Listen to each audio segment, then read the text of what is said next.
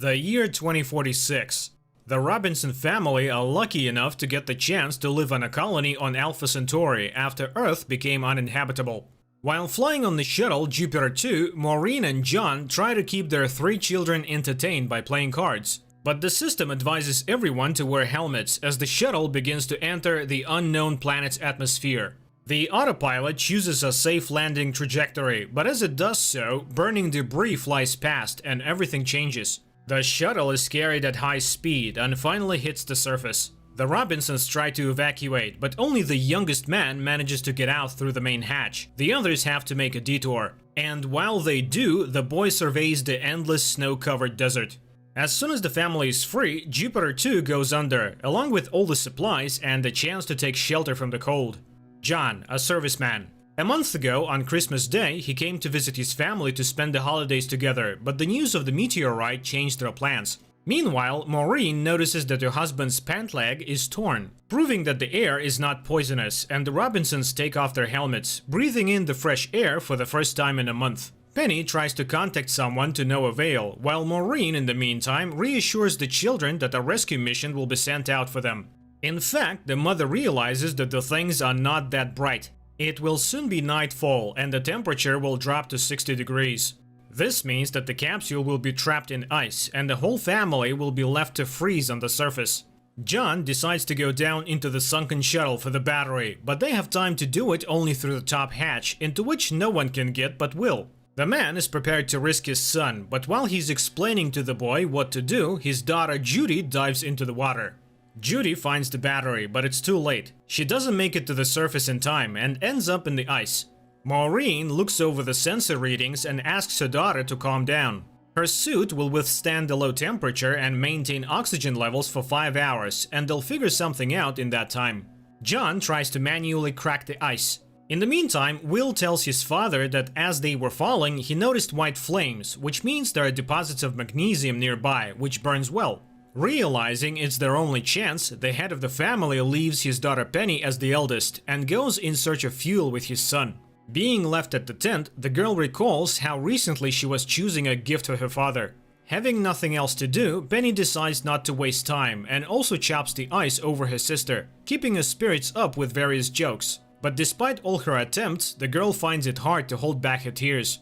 John also tries not to get discouraged and cheers up his son. Talking about baseball and biology, the travelers reach the magnesium deposits.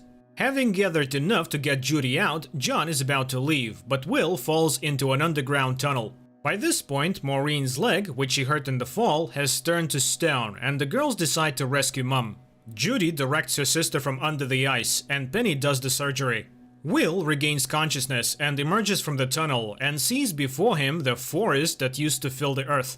The boy asks his father to come down quickly, but realizing that he will not have time to free Judy, John tells his son that he will return for him after he has freed his sister. Being left alone, Will recalls how anxious he was before taking the test each family had to pass in order to be allowed to move to the colony. Maureen, too, is plunged into the memories of the ordeal. By breaking the law, the woman changed the results in the program so they wouldn't have to leave their son behind.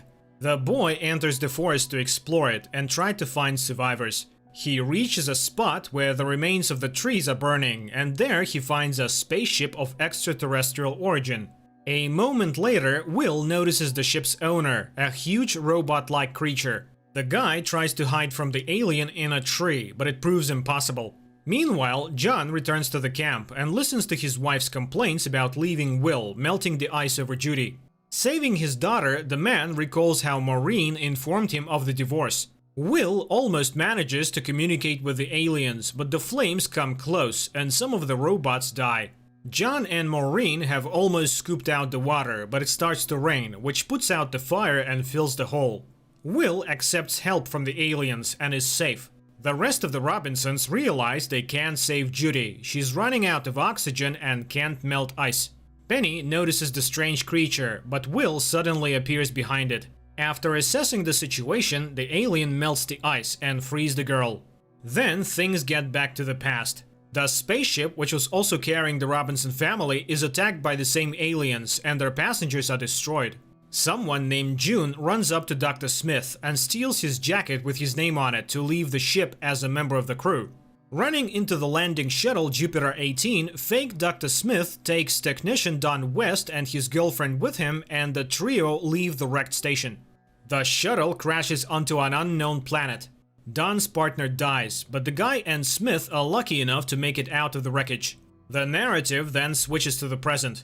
The alien makes his way to the Robinson camp, and returning to the frozen pond, he melts the ice and creates a passage to the shuttle. Don and Smith collect items scattered around the ship that may be of use to them. The girl finds the scrapbook of the real doctor she took off her jacket and hides it to avoid being caught. After discovering her partner's body, Don removes her boots, much to Smith's surprise. But the imposter claims the pendant she found on the ground as her own. The alien frees Jupiter 2 from the ice and fixes it after the flood. John, meanwhile, tries to fix the wiring, eyeing the guest with interest. While looking around, Don notices movement and decides to go for it. Smith has to put on the dead girl's shoes, as there is diamond sand beneath his feet. Reluctantly, the lad also takes with him the chicken, which has landed with their shuttle. The Robinsons descend into Jupiter 2 to fix any breakdowns and get the shuttle up and running. Judy creates a 3D printer prosthetic for her mother, and after picking it up, the girl meets the robot that saved her life. Maureen tests the device, and it allows her to walk without even limping. The children find it hard when their parents can't agree to give them different tasks. While cleaning the filters on their mother's errand, Penny sees an explosive cloud rising near them. Before rising to the surface, the couple try to negotiate, but Maureen is convinced that her husband should just not contradict her. John and Maureen set out on a search for survivors, and with them they take Will and his new friend.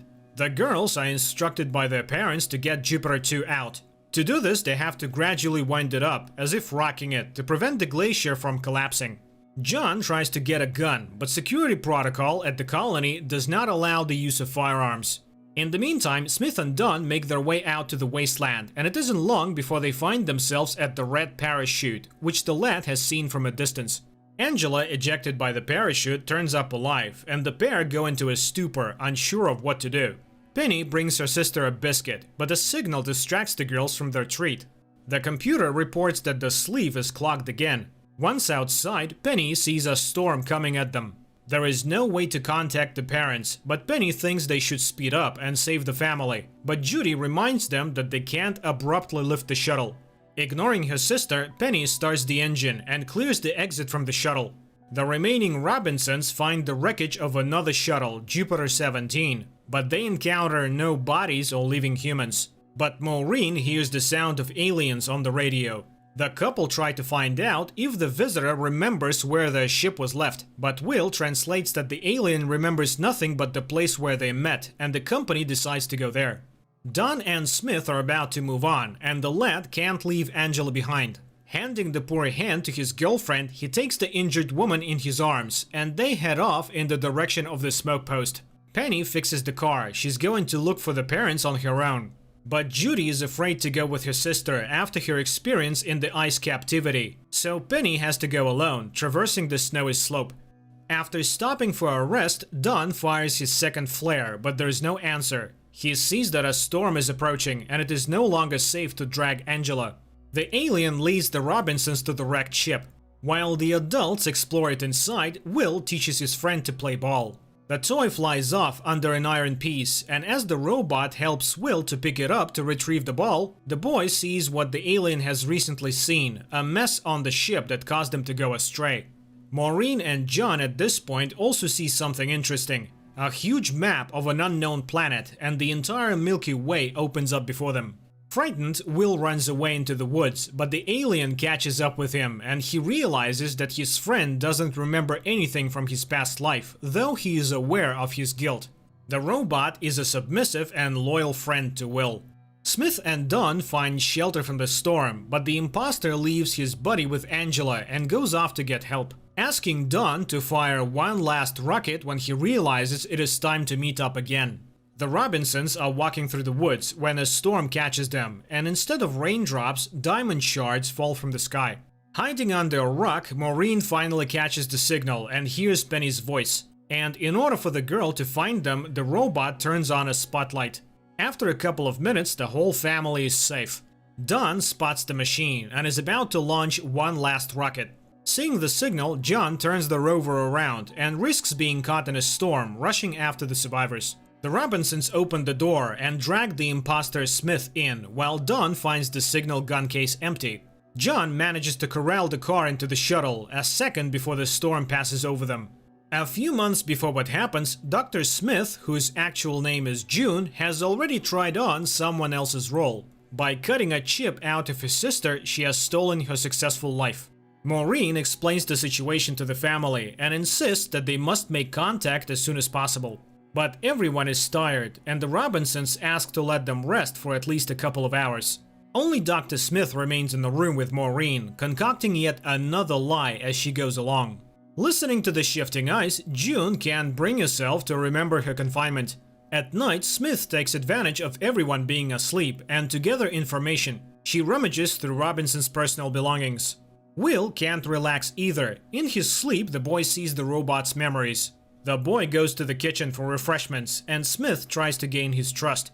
But suddenly, everyone wakes up to a glacier collapsing on the shuttle. And trying to start Jupiter 2, John realizes that the storm has clogged the engine and the ventilation, and they won't get out. Another argument ensues between the man and his wife, but Maureen tries to smooth things over and offers to let John work together. Suddenly, it dawns on the man that Dr. Smith must have emergency training, which means she can be assigned important matters.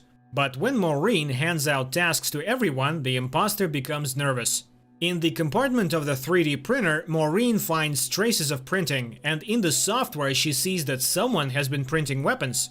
She calls for John, and by doing so, saves him from an unknown creature floating in a water-filled compartment.